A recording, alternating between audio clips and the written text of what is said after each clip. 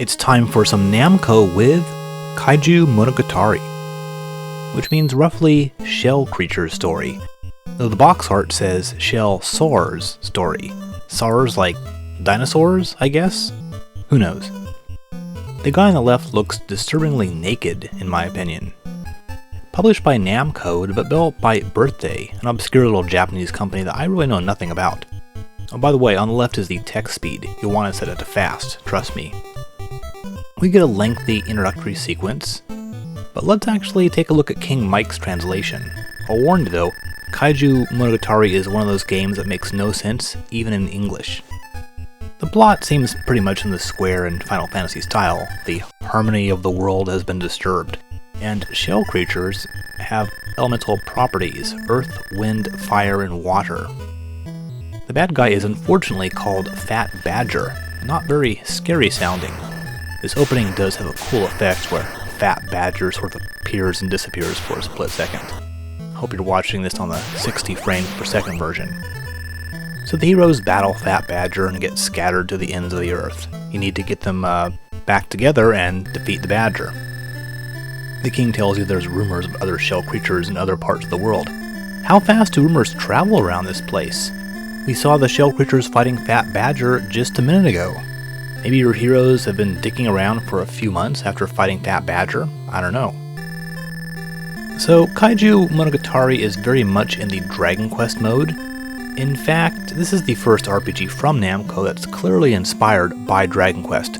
Almost everything in this game is derived directly from Enix's RPG. The shops in town sell various items, which will become important later. The sake, yeah, don't bother buying any right now. And the pharmacy sells a canteen, which you might want to grab.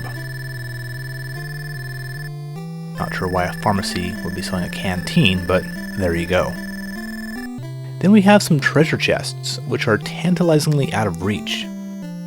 But if you start talking to people, you'll find this guy who wants some water, like maybe water in a canteen. Give him the canteen and he'll move, allowing you to get at the chests. But go for the chest and hey, it's locked.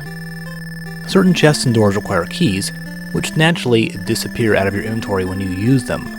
I don't know who invented the disposable key in RPGs, but whoever it was, I hate that guy.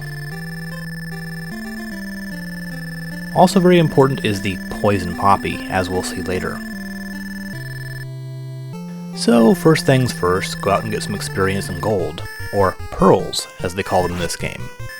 Combat is initially, in my opinion, very unbalanced. Unlike Dragon Quest slimes, the bats and slugs, which often combine in groups of two, have just way too many hit points, and the battles are just a war of attrition. You just wear the enemy down, and they wear you down, but because you only have 14 hit points, there's about a 50-50 chance you'll die. If you survive, you'll have about 1 or 2 hit points left, so you have to hightail it back to the inn and spend 5 pearls, so reaching level 2 is pretty painful. It's quite easy to get your butt kicked even right outside the first castle. You can try to escape, but this works maybe 50% of the time. Naturally, you'll then need to buy better weapons and armor, which takes quite a while, but once you get to level 3 or 4, you'll be able to venture out a bit. The world is sort of spread out, with little in the way of landmarks. Makes it kind of hard to navigate actually, but you'll encounter little caves and such, which almost always require a silver key. That's right, the disposable silver keys, either that or a canteen or the sake.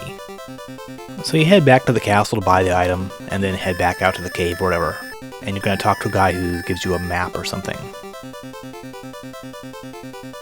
So here is Kaijuu Monogatari's one original idea. In most RPGs such as Dragon Quest II, you encounter other party members and they join your party.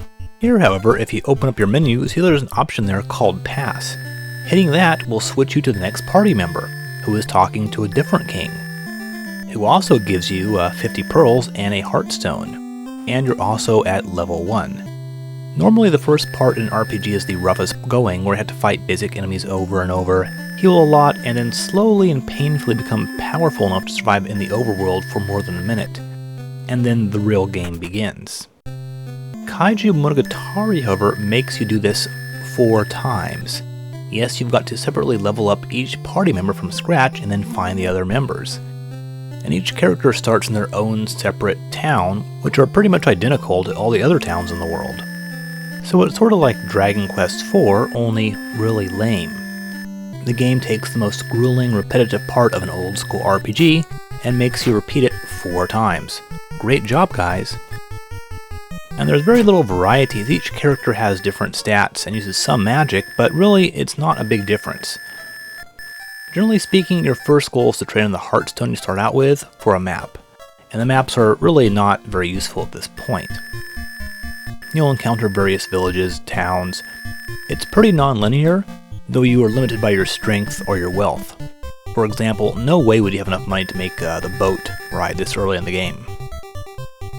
Now, you probably never heard of this game until today, but it actually did spawn a series, though later games were published by Hudson. Sequels appeared on the Game Boy and the Super Famicom. One of them was Dai Kaijuu Monogatari, seen here. It was never the most high-tech or well-known RPG series, but someone must have been buying them because they kept making the games.